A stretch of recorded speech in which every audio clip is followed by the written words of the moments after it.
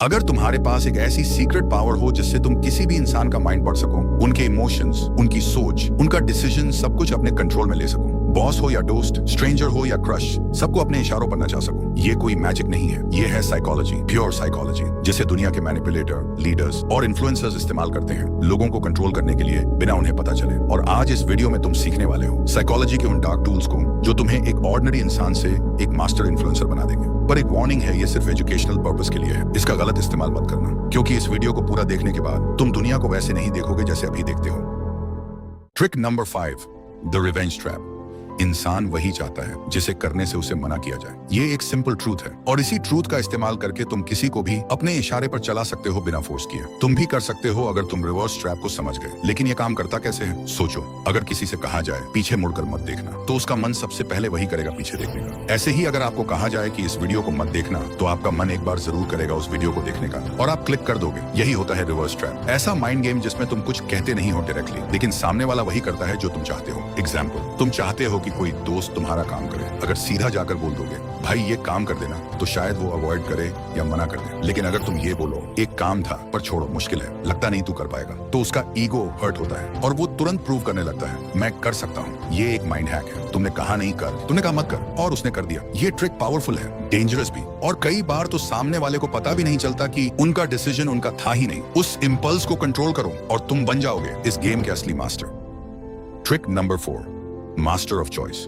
तुम्हें लगता है लोग अपनी मर्जी से फैसला लेते हैं? नहीं, वो सिर्फ वही चूज करते हैं जो उनके सामने रखा जाता है। असली गेम वही जीतता है जो ऑप्शंस डिजाइन करता है। Power is not in forcing people, it's in framing their choice. नहीं समझे? ठीक है, समझाता हूँ। मान लो तुम चाहते हो कि तुम्हारा दोस्त तुम्हारे साथ बाहर चले। अगर तुम सीधा बोल दोगे चल बाहर चलते हैं, तो शायद उसका मन ना हो और वो सीधा मना कर दे। लेकिन अगर तुमने बोला भाई पिज्जा हट चलें या डोमिनोज, तो अब गेम बदल गया। अब उसके पास 2 ऑप्शंस हैं, लेकिन दोनों का रिजल्ट एक ही है। वो तुम्हारे साथ जा रहा है। उसे लगता है कि उसने डिसीजन लिया, लेकिन असली कंट्रोल तो तुम्हारे हाथ में था। यही है मास्टर ऑफ चॉइस बनना। यही टेक्निक बड़े पॉलिटिशियंस इस्तेमाल करते हैं, बड़े ब्रांड्स और मार्केटर्स भी, जैसे बाय 1 गेट 1 या बाय 2 एंड गेट 50% ऑफ। तुम्हें लगता है तुमने बेस्ट चूज किया, लेकिन तुम्हें खरीदना तो दोनों में ही पड़ा। तो याद रखो, लोग कभी भी फुल फ्रीडम नहीं चाहते, वो चाहते हैं कंट्रोल्ड फ्रीडम, जिसमें उनका ईगो सेफ रहे। तुम बस ऑप्शंस को कंट्रोल करो और तुम उनके डिसीजन के भी मालिक बन जाओगे। Trick number 3, the guilty trap.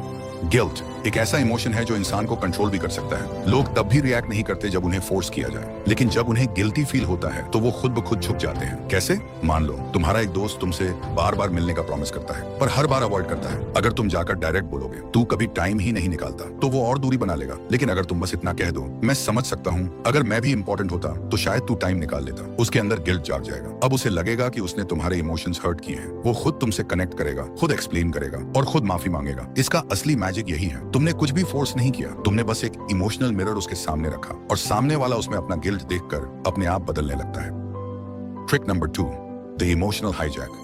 इंसान ज्यादातर डिसीजन लॉजिक से नहीं, इमोशन से लेता है, और जिसने किसी के इमोशंस पर कब्जा कर लिया, उसने उसके दिमाग का रिमोट कंट्रोल ले लिया। यही होता है द इमोशनल हाईजैक। एक ऐसा साइकोलॉजिकल मोमेंट जब कोई शॉक, गिल्ट, प्यार या डर के असर में होता है, तो वो डिसीजन उस मोमेंट की फीलिंग के बेस पर लेता है, ना कि रियलिटी के बेस पर। पॉलिटिशियंस जब स्पीच देते हैं तो वो फैक्ट्स नहीं बताते, वो फीलिंग्स जगाते हैं, डर, गुस्सा या गर्व। और जब तुम उनके इमोशन से जुड़ जाते हो तो तुम्हारा वोट उनके फेवर में चला जाता है। इसे कहते हैं इमोशनल हाईजैक करना। 1 सेकंड के इमोशन में इंसान वो फैसला ले लेता है जिसका रिग्रेट उसे बाद में होता है, लेकिन तब तक गेम खत्म हो चुका होता है। तो अगर तुम्हें किसी का दिमाग कंट्रोल करना है, पहले उसका इमोशन कंट्रोल करो। लोग ये नहीं याद रखते कि किसने उन्हें क्या लॉजिक दिया, वो ये याद रखते हैं कि किसने उन्हें कैसा फील करवाया। Trick number 1, the power of silence.